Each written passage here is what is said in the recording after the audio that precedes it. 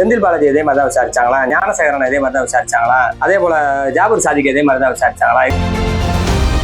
நிறைய பேர் பாத்தீங்கன்னா அஜித்குமார் இஷ்யூ பத்தி வீடியோ போடுங்க ப்ரோ அப்படின்னு சொல்லியிருந்தாங்க. திருப்பவனத்துல நடந்த இந்த சம்பவம் வந்து ரொம்ப ஒரு மோசமான ஒரு சம்பவங்க. இது மாதிரி நிறைய நடந்துகிட்டு தான் இருக்கு. அங்கங்க நிறைய பேர் சொல்றாங்க இதே மாதிரி தாங்க எங்க சொந்தக்காரங்களுக்கு ஆச்சு, இப்படிதாங்க ஆச்சு அப்படின்னு சொல்லி நிறைய பேர் அதை சொல்ல நம்ம கேட்கிறோம். இது வெளியே வரும்போது அது ஒரு பெரிய பூதாகரமா நம்மளுக்கு தெரியுதுங்க. வெளியே வராம எத்தனையோ சம்பவங்கள் நடந்துட்டு தான் இருக்கு. போலீஸ் வந்து அவங்க வாக்கி டாக்கில இன்ஃபார்ம் பண்ணதெல்லாம் கேட்டோம்.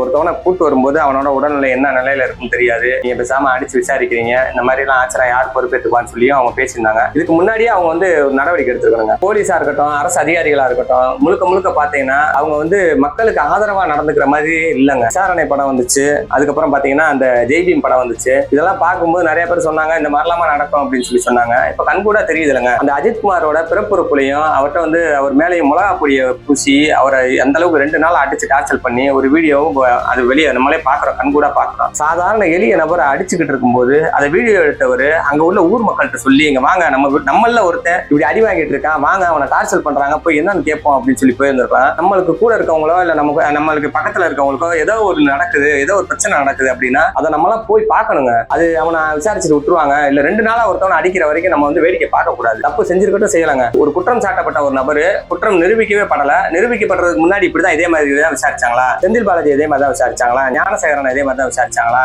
அதே போல ஜாபர் சாதிக் இதே மாதிரி தான் விசாரிச்சாங்களா? இன்னும் அடுக்கிக்கிட்டே போகலாங்க. இப்ப இதெல்லாம் வந்து ஒரு பெரிய சம்பவங்கள், கோடிக்கணக்கான ரூபாய் சம்பந்தப்பட்ட சம்பவங்கள். இதே மாதிரி நம்ம போய் ஒரு பொருள் காணாம போச்சுன்னு சொல்லி கம்ப்ளைண்ட் கொடுத்தோம்னா என்ன நடவடிக்கை எடுப்பாங்க? நான் போய் ஒரு பொருள் காணாம போச்சு அப்படின்னு சொல்லிட்டு ஒரு பட்டல வெல்டிங் ஜாமான் எல்லாமே இறங்கி கொள்ளையடிச்சுட்டு போயிட்டாங்கன்னு சொல்லிட்டு ஒரு 5 வருஷத்துக்கு முன்னாடி கம்ப்ளைண்ட் கொடுக்க போயிருந்தேன். அப்பெல்லாம் எந்த விதமான நடவடிக்கையும் இல்ல. நீ தானே அதை கேர்லெஸ்ஸா விட்டுட்ட, பட்டறைக்கு வேணா நான் புது கதவு போட்டு தரவான்னு சொல்லி ரொம்ப அலட்சியமா பேசுறாங்க. அந்த மாதிரி நம்ம ஒரு புகார் கொடுக்க போகும்போது அதை அலட்சியப்படுத்துறதும், ஒரு அதிகாரம் மிக்க ஒருத்தவங்க புகார் கொடுத்தா அந்த அம்மாவோட வீட்டு வேலைக்காரர் மாதிரி, அந்த அம்மாவோட விசுவாசிகள் மாதிரி, அந்த அம்மாவோட ஏவல் ஆட்கள் மாதிரி போலீஸ் செயல்பட்டது ரொம்ப தவறான விஷயம். கோர்ட்ல வந்து ஜட்ஜ் அவ்வளவு கேள்வி கேட்கிறாரு. கேட்கிற கேள்விக்கு எதுக்குமே பதில் இல்லைங்க. ஒரு 44 இடத்துல ஒருத்தவனை அடிச்சு காயம் மட்டும் 44 இடத்துல இருக்கு. சித்திரவதை பண்ணி என்னென்ன கொடுமைப்படுத்தி மிளகா பொடி ட்ரீட்மெண்ட் என்னென்னங்க ஒரு ரொம்ப மோசமான ஒரு செயலுங்க அது. இது வன்மையா கண்டிக்கணும்.